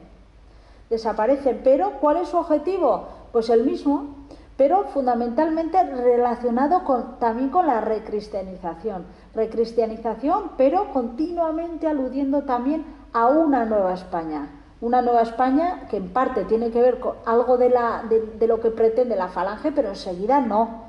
Y de hecho, en 1937, cuando en el mismo momento casi de la misma unificación, enseguida aparece ya la ruptura y la quiebra entre la Falange y el carlismo, que en Navarra es muy clara. Y en el caso de las mujeres de la Falange y del Requeté todavía más. Continua. Y de hecho, la visita de Pilar Primo de Rivera a Navarra tiene esa razón. No solamente que no hay filiación a Falange, sino que a ver qué pasa con estas carlistas que se meten en todo. Y de hecho la primera delegada provincial de Falange en Navarra es una carlista, es una raiza. Es la primera, que luego enseguida pispás. Pero bueno, ¿y qué dicen? Pues lo mismo, hablan de recristianización y esa recristianización continuamente vinculándolo con España. Bueno, no lo leo, pero bueno. Los manuales, pues fijaos, este es uno de los que tengo en casa, que lo conoceréis, está escrito por una mujer de sección femenina y todos los capítulos que no tienen desperdicio. El gran defecto que hace posibles todos los demás es el exceso de independencia en que vive la mujer. Como si la República hubiera sido un exceso de independencia. La República fue el comienzo de una independencia, el sentar las bases de algo que hablaba de independencia y que iba a promover esa cierta independencia. Insisto, el ejemplo es Clara Campoamor, pero no es solo ella, muchísimas más.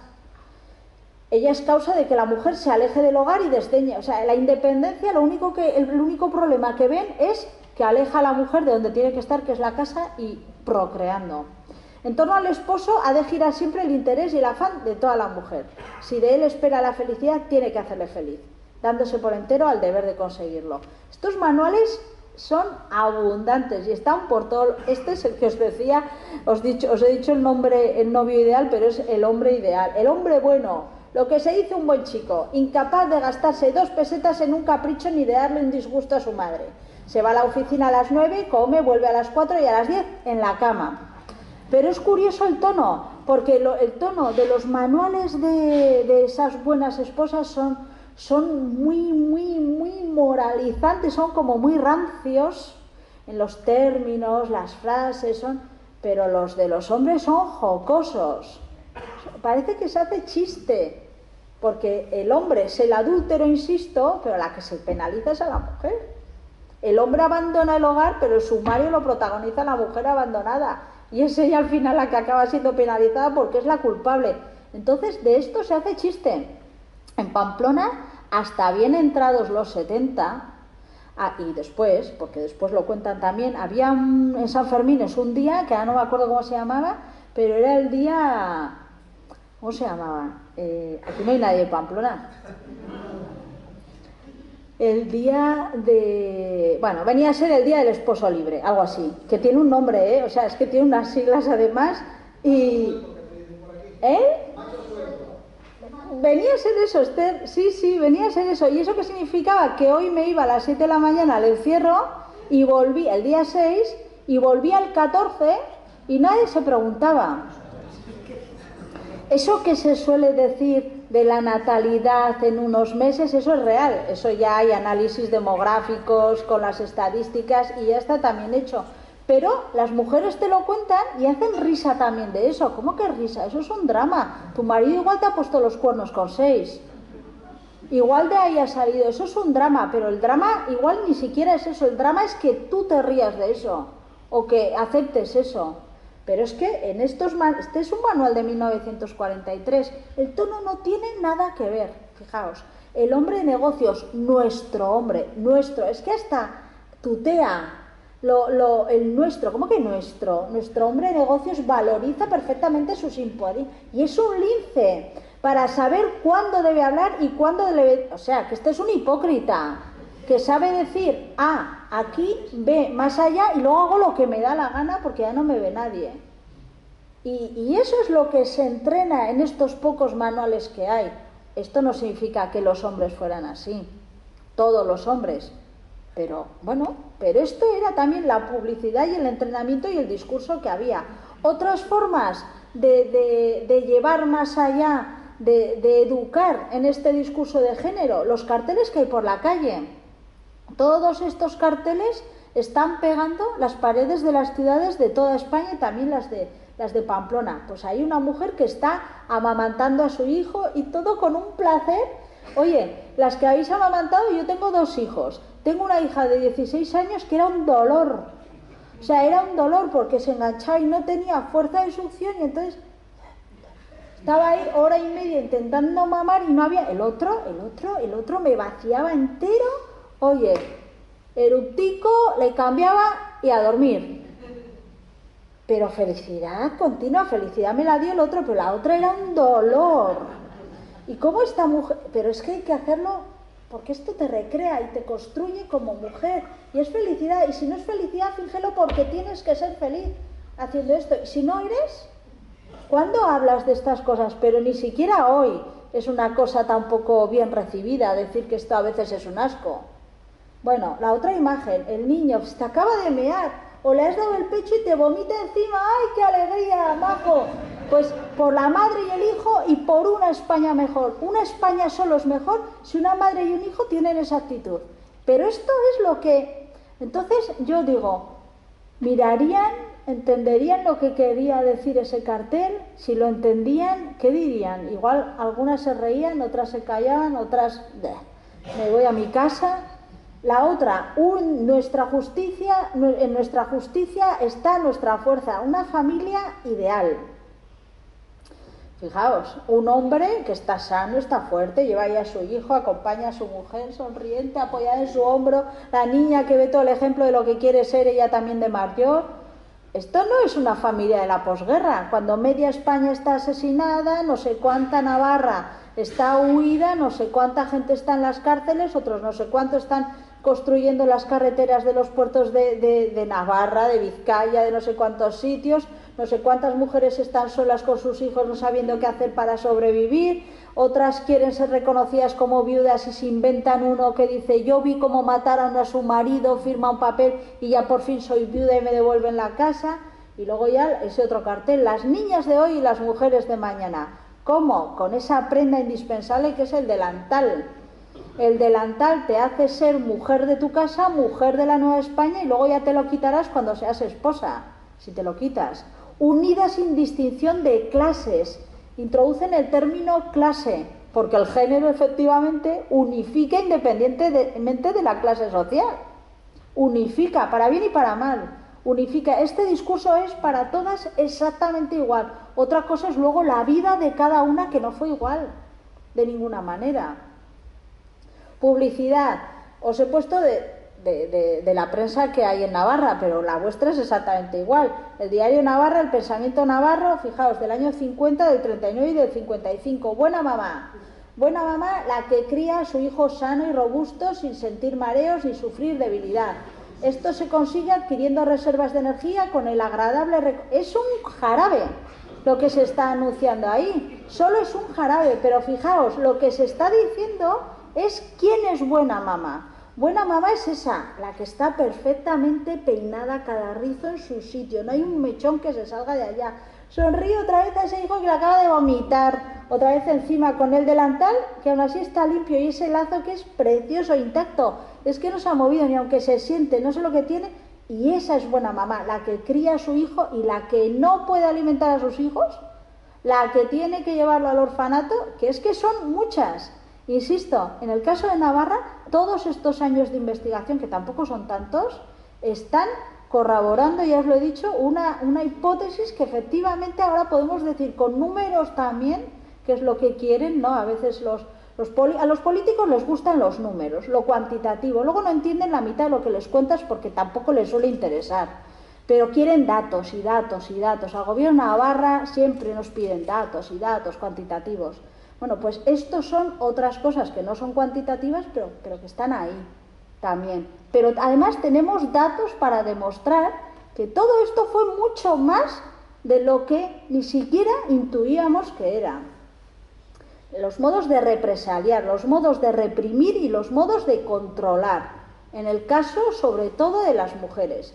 A los hombres se les mata, se les encarcela, van al exilio y las mujeres son controladas, son reprimidas, su vida cotidiana en todos los aspectos. La moral en el vestir, se legisla. Ayer en clase, estoy vengo a decir hoy, pero es que no soy porque hoy estoy aquí, ayer a estas horas salía de clase. No, ya había salido. Y no me creían la semana pasada y les llevé unos carteles de estos y les llevé publicidad y les llevé muchas cosas. Y les llevé, entre otras cosas, la legislación que hablaba en Navarra, en el Boletín Oficial de Navarra, en los años 40, de cómo tenían que ser, y en el Boletín Oficial de la Diócesis, de cómo tenía que ser la largura de las mangas, la largura de los vestidos, los cuellos, prendas que construyeron, idearon algunas mujeres para entrar en la iglesia y que los centímetros de carne se cubrieran, no lo creían. Una normativa también del Boletín Oficial de la Diócesis que no prohíbe a las mujeres andar en bici, pero casi lo prohíbe porque está diciendo es que las mujeres se masturban al andar en bici. Y no me lo creían el otro día, por eso les llevé ayer a clase la noticia que aparecía en el boletín y les preguntaba a ellas, ¿os pasa eso a alguna de vosotras? Yo todavía no me he enterado y voy muchos días en bici. Todavía el pantalón parece la gran revolución del siglo XX, pero las mujeres que en la Revolución Francesa en 1789 presentan los cuadernos de quejas, que también ellas recogieron sus cuadernos de queja, aunque no tuvieran ningún valor para la asamblea, los recogieron, demandaban el pantalón, el uso del pantalón en 1789. ¿Lo sabíais? ¿A qué es genial? Yo tampoco lo sabía, hasta que hace unos años me puse a estudiar estas cosas. En 1789, y luego resulta que en 1950 viene uno y en el Boletín Oficial de la Diócesis dice que pantalón no, porque también se masturba. Bueno, Futuras madres, fósforo ferrero, muy eficaz para regular las funciones maternales y proteger a la madre contra los números. Bueno, pues lo mismo.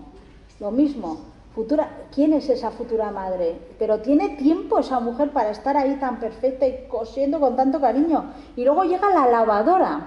Llega la lavadora como el gran invento que libera a la mujer. A mí las mujeres me suelen decir, las más mayores, Estrella, esta suele contar, que decía, mi madre... Esta era de un pueblo de la Ribera, pero vino a trabajar a Pamplona y vino también con su familia. Y su madre todavía bajaba a Larga la Rochapea a lavar. Y decía, y cuando llegó la lavadora, pues era una lavadora que se iba moviendo por la calle, empalmaban un tubo, por lo que me cuenta, de la calle a la cocina donde tenían agua o algo que llegaba, bueno, no sé, y lavaban la ropa. Y mi madre decía, se me ha acabado la vida, porque mientras bajo a la Rochapea a lavar, pues es mi rato de ocio con mis amigas, que sí, lavando, con invierno, con verano, con sabañones, con sangre y con todo, pero es mi rato de intercambio y de hablar con mis vecinas y con mis amigas. Se ha acabado. Esto a mí, la lavadora, a mí no me liberó de nada, porque mientras la lavadora lava, yo hago otras cosas que no son ocio. Pero la lavadora se vende así, ni guarda fiesta en domingo, ni sale con el novio en jueves. La lavadora será su sirvienta ideal. Y ahí la mujer, que está diciendo con cariño y convencimiento que ella es como esa lavadora. Entonces, esta es la catequesis de los tímpanos del gótico en la Edad Media, pues la otra catequesis en el siglo XX, pero bien avanzado.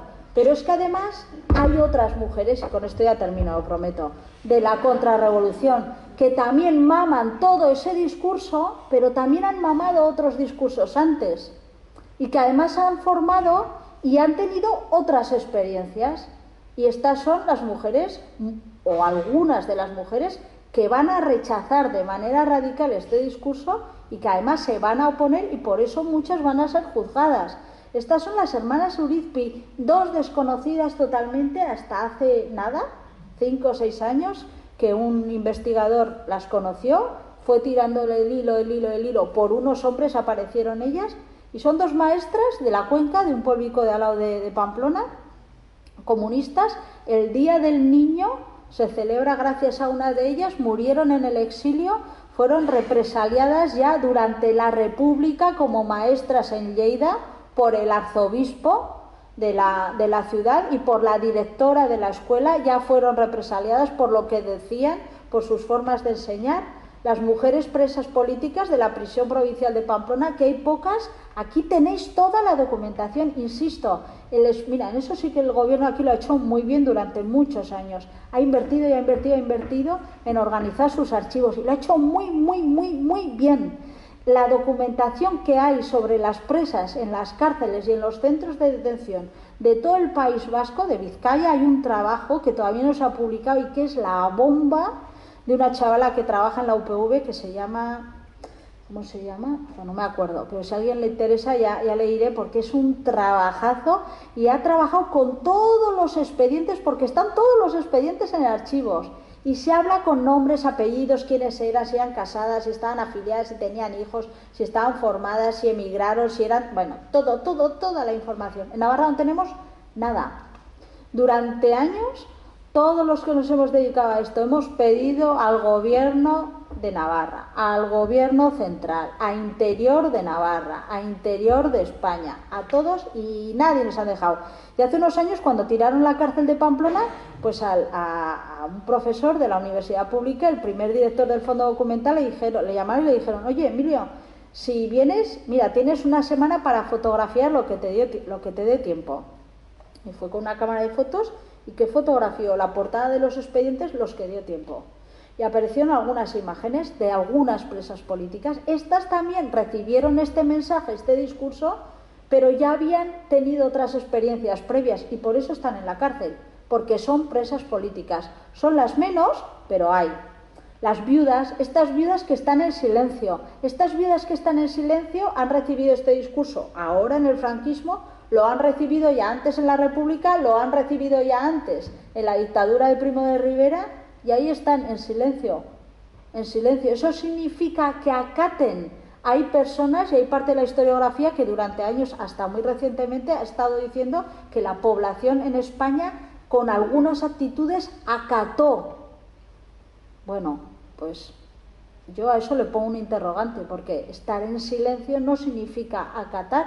Igual estar en silencio es otra forma también de sobrevivir. No lo sé. Bueno, estas mujeres, antes me has dicho a mí que ha venido Josu Chueca alguna vez aquí. Pues qué bien, porque... Pues mira, es verdad, Martorell también ha venido. Ah, qué bien, qué bien, qué bien, joven. ¿Un movimiento tenéis aquí? Qué gozada con esta asociación. Bueno, pues Josu Chueca fue el que descubrió esta red de mujeres, la Red Álava, una red sostenida exclusivamente casi por mujeres. Había un hombre, un líder, un hombre, que de hecho hay un consejo de guerra, todas van al consejo de guerra, todas se libran de la muerte, salvo él, que él es asesinado. Pero estas son las mujeres, organizan, no sé si llegasteis a traer la exposición es una pasada.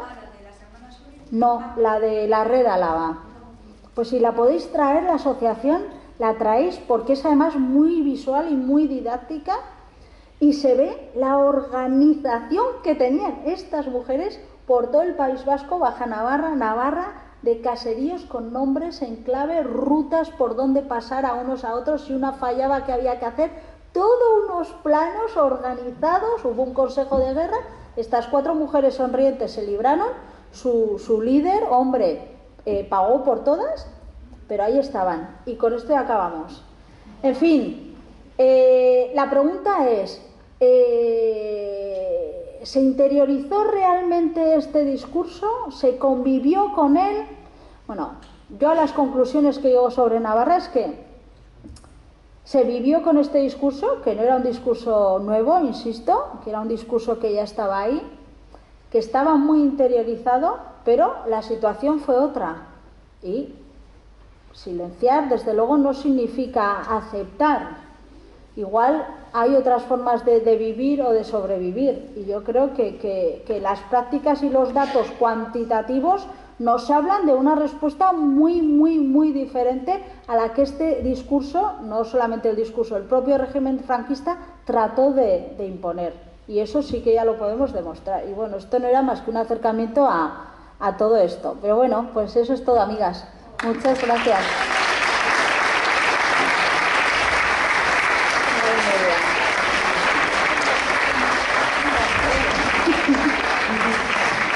Puede estar oración. Jo, superinteresgarri, egon gara isilik, o sea, no puedo decir nada más. Aquí sí que hemos tenido, como bien ha dicho ella, trajimos a Josu Chueca. En febrero de 2021 vinieron Manuel Martorell y Alfonso Echeverría, que estábamos en esa época todavía con mascarilla y bueno, no estaba tan lleno como hoy, pero casi.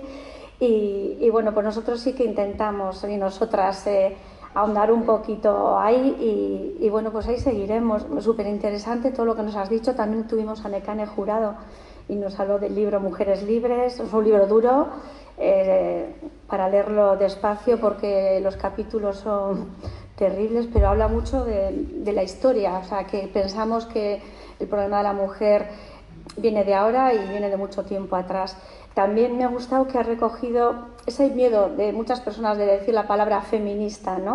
O sea, femenina, tal. No pasa nada. El ser feminista no significa ir en contra del hombre. Ser machista sí es, pero feminista no. Yo creo que tenemos que quitar miedo a decir esa palabra. Y bueno, pues nos has enseñado muchísimo, muchísimas gracias. Yo estaría encantado de oírte otras 2 horas más. ¿Tú bebe agua? Bueno, vamos a abrir un pequeño turno de preguntas para que, pues ahora descansa un poquito ella y voy por ahí. No sé si tenemos el micro a mano y así, voy.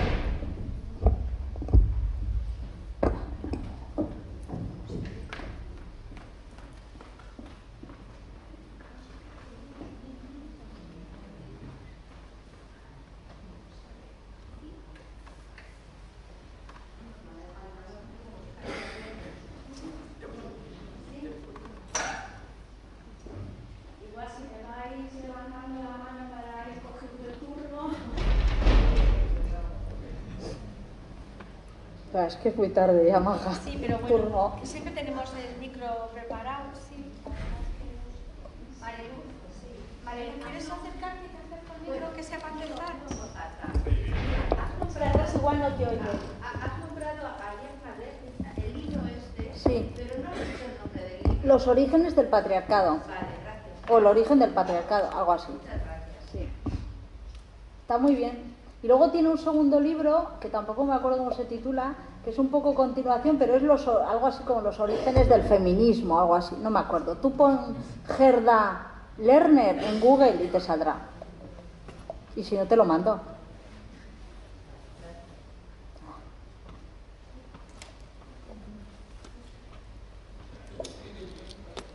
Yo creo que todas las que estamos aquí, todos hemos de alguna manera vivido esa manera de mamar que han tenido nuestras amachus y nuestras amamas. Yo, a mí, esos libros estaban en casa de Alma. Y era obligatorio, claro, para que tuvieras acceso a algo había que hacer esa... Sí, sí, era obligatorio. Mi madre siempre lo dice. Yo ponerme una canastilla, si no tenía tiempo. Pero necesitaba mi moto para irme a trabajar a Ainhoa.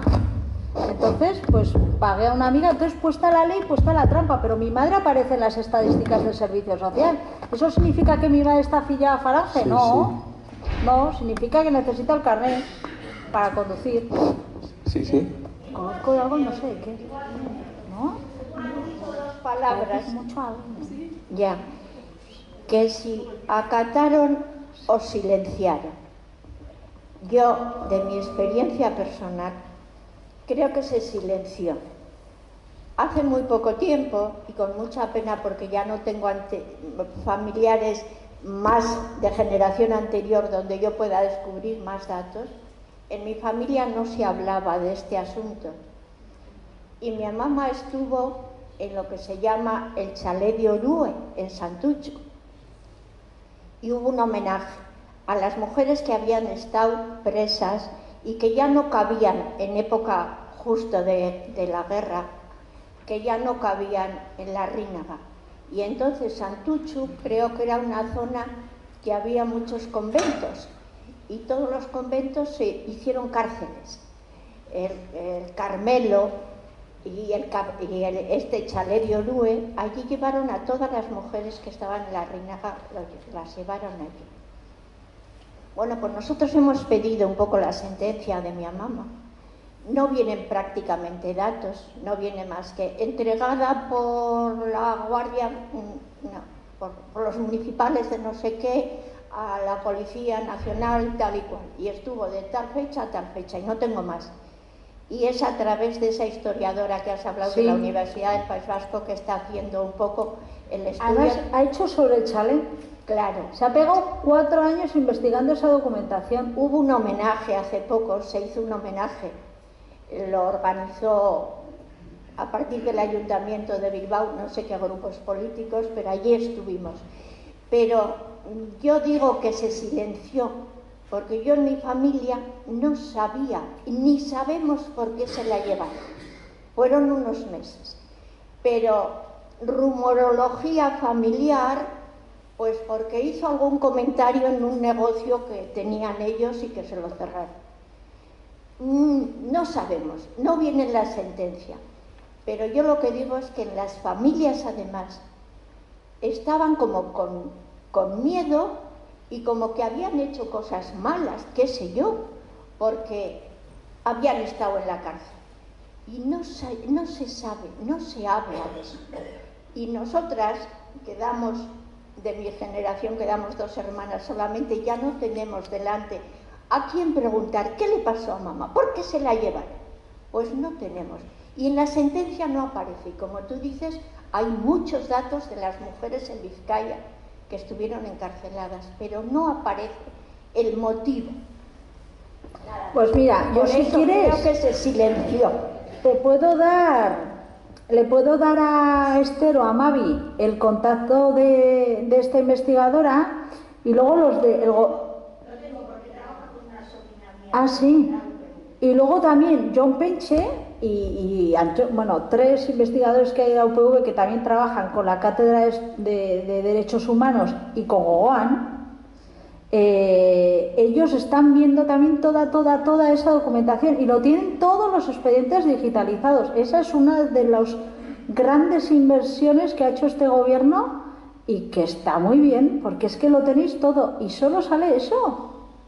Sí, del expediente Qué raro. que hemos recabado y que nos ha pasado ella, precisamente, no consta cuál es el motivo de por qué. Ya. Bueno, sí, el miedo está totalmente instalado, o sea, y es que es curioso, porque... Ay, esto es mucho. Es que es curioso porque... ¿Se oye? Sí, ¿no? Porque todavía hoy hay miedo.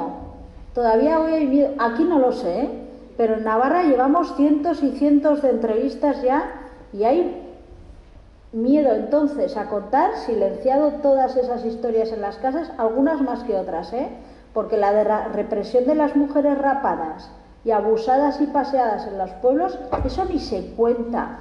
Eso está totalmente olvidado porque es una vergüenza terrible a las que les pasó y a los vecinos que lo vieron también.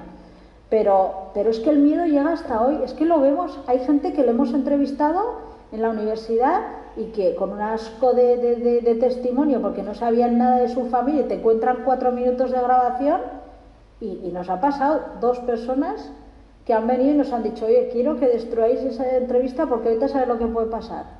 Y los que no te dicen eso, de 2 de cientos, pues no es nada, ¿no? Estadísticamente. Pero el miedo está ahí. Hay gente que tiene miedo con los cambios de gobierno a ver qué van a hacer con esos testimonios que están ahí grabados. ¿A dónde van a ir a parar esos testimonios? Y hay gente que no quiere que se quede. Por ejemplo, en Navarra se ha hecho desde hace unos años un trabajo intenso también, muy intenso, y que además es una avanzadilla en el Estado, después de Cataluña, porque a eso sí que se unió el gobierno vasco después. El Instituto de la Memoria.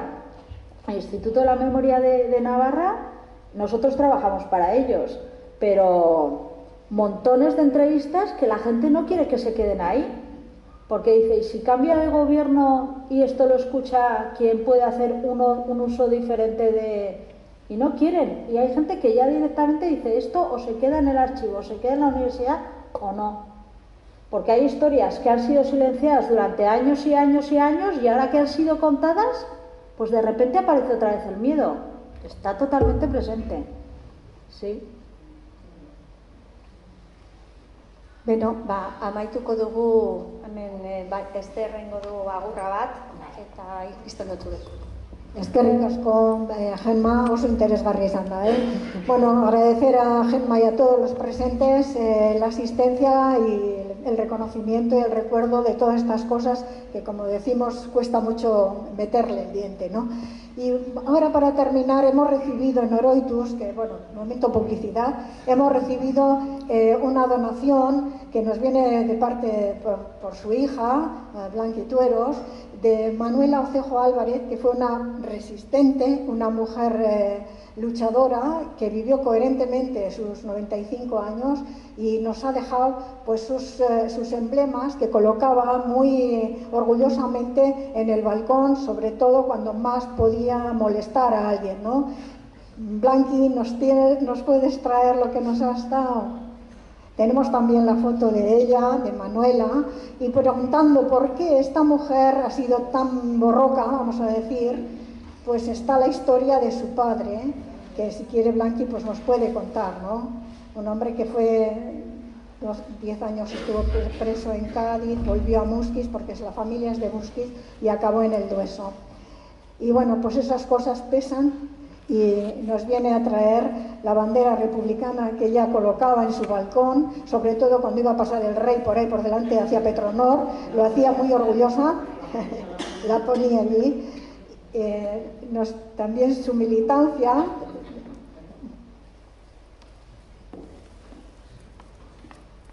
orgullosa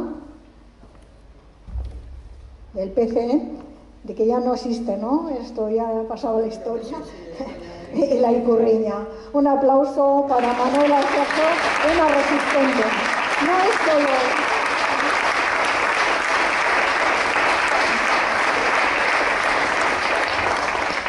Y yo creo que esa resistencia y esa militancia también es un valor importantísimo. Por eso estamos nosotros aquí, porque estuvieron ellas. Y ahora también tenemos otra donación que nos viene de parte del taller de Punto, que se reúnen los martes en el Mercatu, y son señoras fundamentalmente, aunque en alguna ocasión también ha habido algún hombre, que nos van a traer una bandera que han tejido para arropar nuestro monumento el Día de la República, que bueno, lo vamos a celebrar el día 16 de abril y va a ser una cosa en conjunto un poco, porque Santurtzi, Sestao y Portugalete tenemos un monumento memorialista y los queremos unir significativamente. Gracias, Rosa. Explica tú. Vale, Arratsaldeon. Bueno, pues esta iniciativa viene porque a Esther se le ocurrió en el taller que hacemos en el Mercatu, oye, ¿por qué no hacéis una bandera republicana y tal? Y nosotras lanzadas, como nos gusta el punto, pues venga, punto, vamos. Entre unas y otras, unas tiras y luego coser. Y esto, bueno, le digo un poco también para que Gemma sepa, en este pueblo ya ves que hay muchas actividades de muchos tipos. Y tenemos el Mercatu, el antiguo mercado de Bastos, es ahora un espacio cultural que se hace montones de actividades, y ahí tenemos el mercado el taller de Punto. Jolín, qué gozada. Sí. Y bueno, quería decir yo también, pues que todas las mujeres republicanas pues se las nombra mucho, pero hay otras mujeres que no sé si tenían ideales o no. En realidad el ideal era sacar adelante a su familia. Sí, yo creo que sí. Sí. La supervivencia. Eso, coser, estas no hacían punto por hobby, hacían por necesidad. Y bueno, pues también un mensaje para ellas, un reconocimiento. Y nada, ¿cómo me agobio por decir esto? Bueno, pues es ricasco.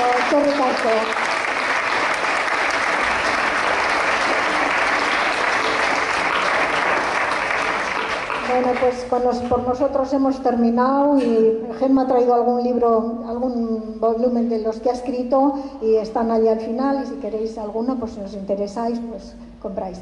Pues eskerrik asko eta hurrengora arte.